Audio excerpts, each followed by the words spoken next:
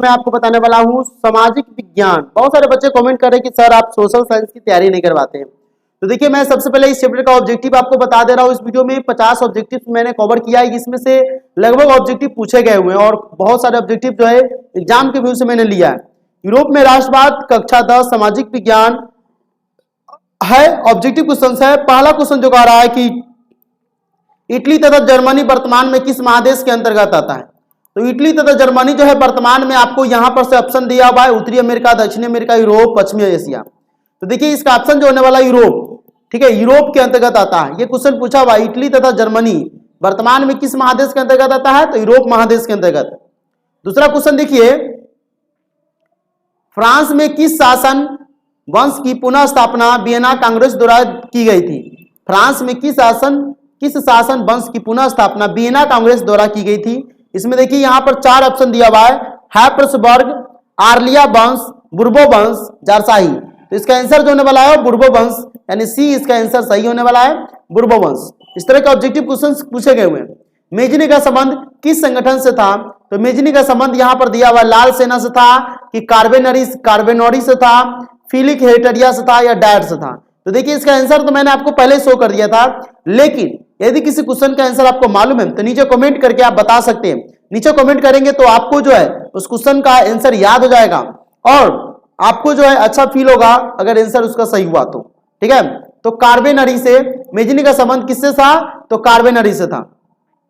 चौथा जो देखिए, इटली एवं जर्मनी के एकीकरण के विरुद्ध निम्न में कौन था। ठीक है, इटली एवं जर्मनी के एकीकरण के विरुद्ध जो था निम्न में इंग्लैंड था कि रूस था कि ऑस्ट्रेलिया था। तो ऑस्ट्रेलिया था, ऑस्ट्रेलिया जो था इटली एवं जर्मनी के एकीकरण के विरुद्ध जो था वो जो था ऑस्ट्रेलिया था। ये नहीं चाहता था कि इटली एवं जर्मनी का एकीकरण हो सके। चलिए, काउंट काबूर को विक्टर इमैनुअल ने किस पद पर नियुक्त किया था।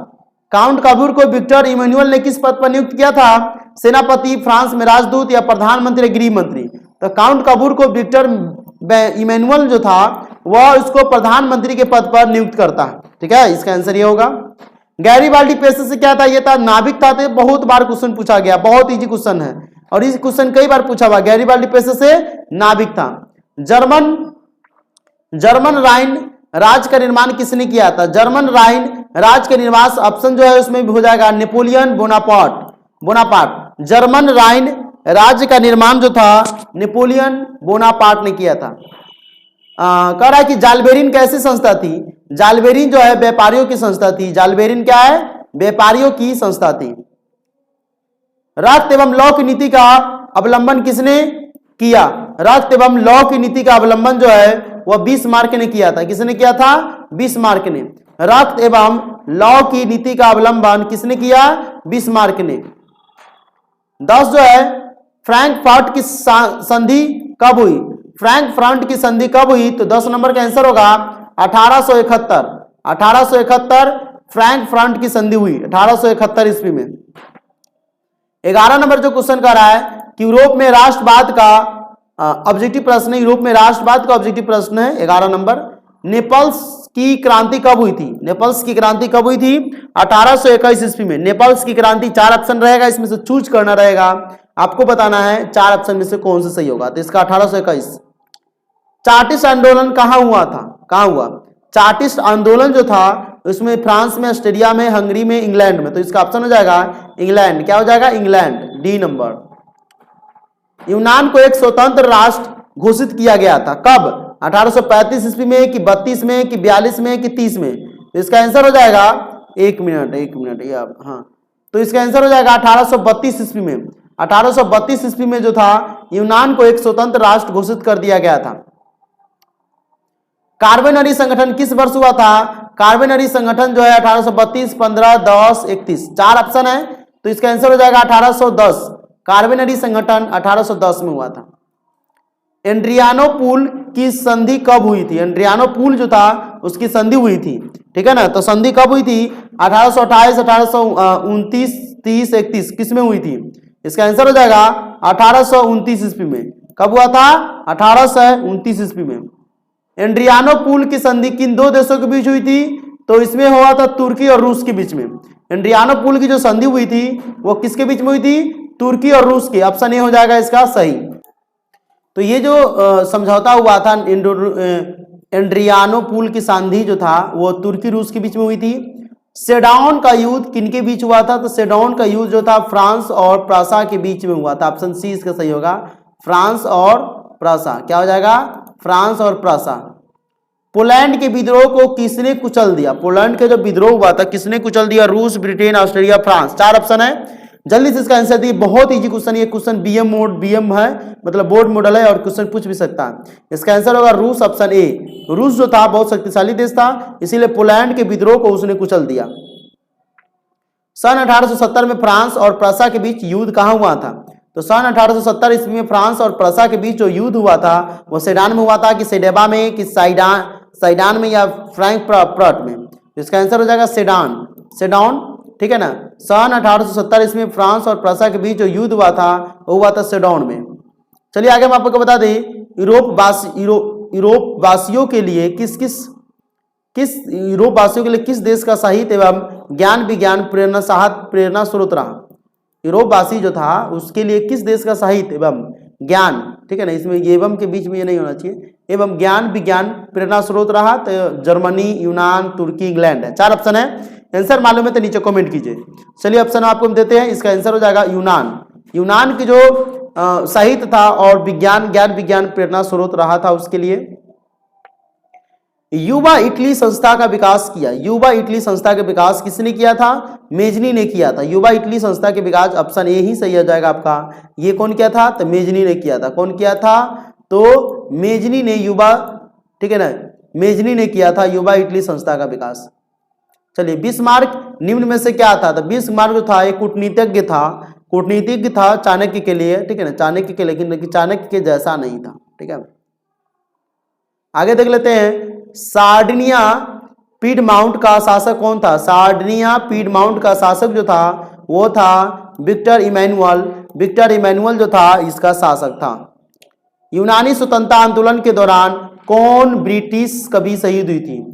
यूनानी स्वतंत्रता आंदोलन के दौरान कौन ब्रिटिश कवि जो है शहीद हुई थी? बहुत वीवीआई क्वेश्चन है और ये एसएससी, जीजीएल, एलडीसी वगैरह से में क्वेश्चन भी पूछा हुआ है। यूनानी स्वतंत्रता आंदोलन के दौरान कौन ब्रिटिश कवि शहीद हुए थे? इसका आंसर हो जाएगा लॉर्ड बायरन। ऑप्शन ए इसका सही होगा। लॉर्ड बायरन जो था ये कवि था, ये शहीद हो गया था। जाल्बे राइन की स्थापना किस राज्य ने की थी? जाल्बे राइन की स्थापना जो है वो प्रासा ने की थी। जाल्बे राइन की स्थापना जो था वो किस राज्य ने की थी? तो प्रासा राज्य ने की थी। हंगरी की भाषा क्या थी? हंगरी की भाषा मतलब देश है, इसका भाषा जो हो जाएगा वो मैग्यार हो जाएगा। हंगरी की भाषा मैग्यार हो जाएगी। यूनान के स्वतंत्रता संग्राम में किसकी पराजय हुई थी? यूनान के स्वतंत्रता संग्राम में किसकी पराजय हुई थी?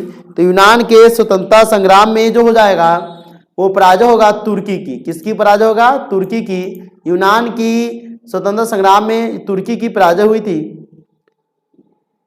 मारियान किस देश के राष्ट्रवाद की प्रतीक थी? मारियान किस देश के राष्ट्रवाद की प्रतीक थी? तो इसका आंसर हो जाएगा फ्रांस। क्या हो जाएगा? फ्रांस, यानी मारियान जो था वो फ्रांस देश के राष्ट्रवाद की प्रतीक थी। यूरोपीय सभ्यता का पालना किसे कहा जाता है? यूरोपीय सभ्यता का पालना इटली को कहा जाता है, कि फ्रांस को, हंगरी को, यूनान को? वीवीआई क्वेश्चन, इसका आंसर आप खुद दीजिए, जल्दी से नीचे कमेंट कीजिए फटाफट। यूनान को, इसका आंसर हो जाएगा क्या? यूनान को। यूरोपीय सभ्यता का पालना किसे कहा जाता है? यूनान को। एक्ट ऑफ यूनियन किस वर्ष पारित हुआ? एक्ट ऑफ यूनियन किस वर्ष पारित हुआ? एक्ट ऑफ यूनियन जो था वो जो है 1688 ईस्वी में। कब हुआ था? 1688 ईस्वी में पारित हुआ था। 1789 की फ्रांसीसी क्रांति के समय वहां किस राजवंश का शासन था? 1789 की फ्रांसीसी क्रांति के समय वहां किस राजवंश का शासन था? तो इसका आंसर हो जाएगा आपको, देखिए, ट्यूडर, स्टुअर्ट, बुर्बो, रोमानोव। इसका आंसर हो जाएगा बुर्बो। नेपोलियन संहिता किस वर्ष लागू की गई थी? नेपोलियन संहिता जो है वह 1804 ईस्वी में लागू की गई थी। नेपोलियन संहिता किस वर्ष लागू की गई? 1804 ईस्वी में। जर्मनी के एकीकरण के लिए बिस्मार्क ने कितने युद्ध किए? बहुत वीवीआई क्वेश्चन है। 1, 2, 3, 4। जर्मनी के एकीकरण के लिए बिस्मार्क ने कितने युद्ध किए थे? इसका आंसर आपको ऑप्शन में देना चाहिए था। इसका आंसर हो जाएगा 3। कितना हो जाएगा? 3। ठीक है, वियना कांग्रेस में कौन राष्ट्र सम्मिलित नहीं था? वियना कांग्रेस में कौन राष्ट्र सम्मिलित नहीं था? ब्रिटेन, रूस, फ्रांस, जर्मनी। ये भी क्वेश्चन बहुत भी है, इसका आंसर आपको खुद से देना चाहिए। चलिए ऑप्शन देते हैं, ब्रिटेन है कि रूस है कि फ्रांस है कि जर्मनी? जल्दी से नीचे कमेंट कीजिए। वियना कांग्रेस में कौन राष्ट्र सम्मिलित नहीं हुआ था? देखिए जिसका आंसर आपका सही रहेगा उसको हम लाइक करेंगे, ठीक है ना, मतलब हार्ट का उसमें साइन दे देंगे हम उसको, उसके कमेंट को पिन भी कर देंगे, ठीक है, इसीलिए आप कमेंट कीजिए। तो इसका आंसर हो जाएगा जर्मनी। वियना कांग्रेस में कौन राष्ट्र सम्मिलित नहीं था? तो जर्मनी जो था उसमें सम्मिलित नहीं था। वियना कांग्रेस होगा, यहाँ पर वियन लिखा गया। वियना कांग्रेस में पवित्र संघ की योजना किसने प्रस्तुत की थी? तो इसमें हो जाएगा रूस ने। कौन किया था? तो रूस ने। वियना कांग्रेस में पवित्र संघ की योजना रूस ने किया था। यंग इटली के संस्थापक कौन था? यंग इटली के संस्थापक जो था मेजनी।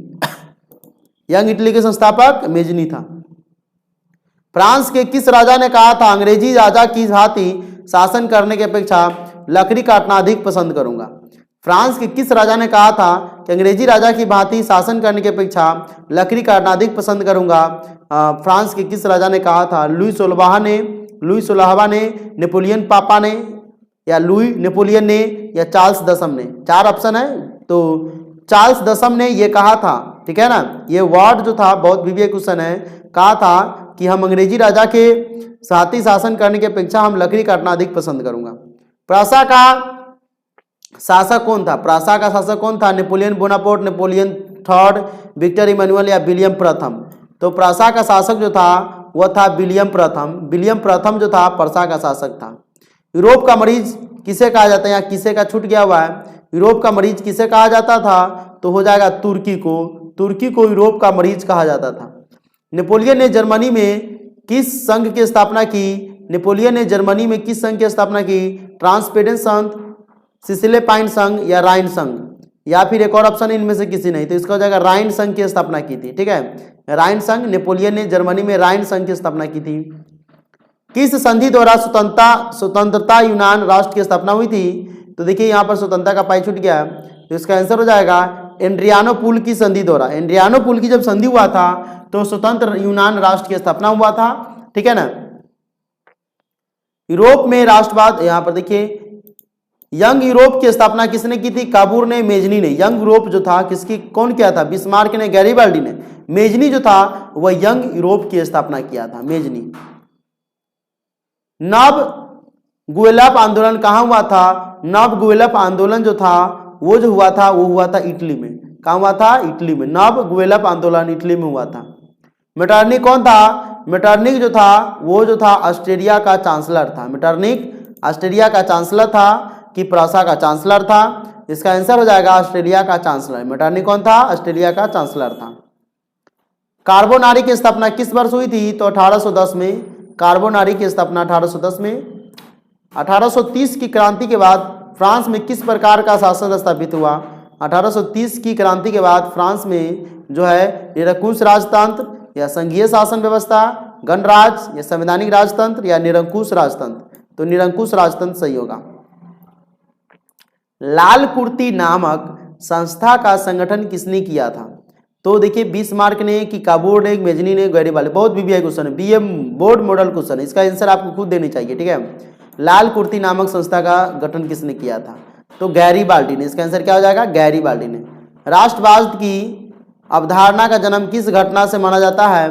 तो राष्ट्रवाद की अवधारणा का जन्म जो है पुनर्जागरण से माना जाता है। राष्ट्रवाद की अवधारणा का जन्म किस घटना से माना जाता है? पुनर्जागरण से, ठीक है, सॉरी पुनर्जागरण से ही आंसर होगा, लेकिन पुनर्जागरण मैं यहाँ पर बोल दिया हूँ, याद था इसीलिए ऑप्शन यहाँ पर था भी। और रक्त और लौ की नीति किसने अपनाई थी? देखिए बहुत इजी क्वेश्चन है, कई बार पूछा गया, मैंने जब एग्जाम दिया था इस बार भी पूछा गया था एग्जाम।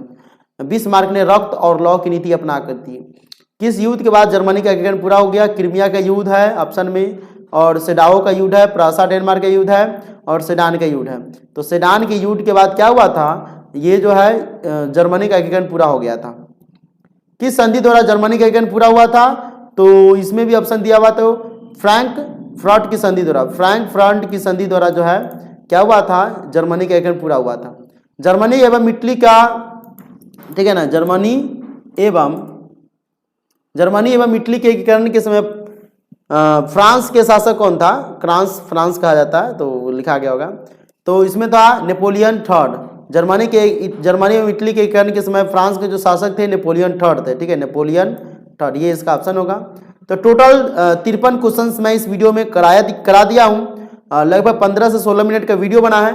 अगर वीडियो पसंद है तो वीडियो को लाइक करें। इससे रिलेटेड आपको कोई भी क्वेश्चन पूछना है तो 8873210713 पर आप मैसेज करें, WhatsApp, no call, only message, और मैं आपको क्वेश्चंस का रिप्लाई करूंगा। वीडियो के नीचे आप जो भी कमेंट किए उसको मैं हार्ट का मतलब उसके कमेंट को लाइक करूंगा, पिन करूंगा, हाईलाइट कर दूंगा।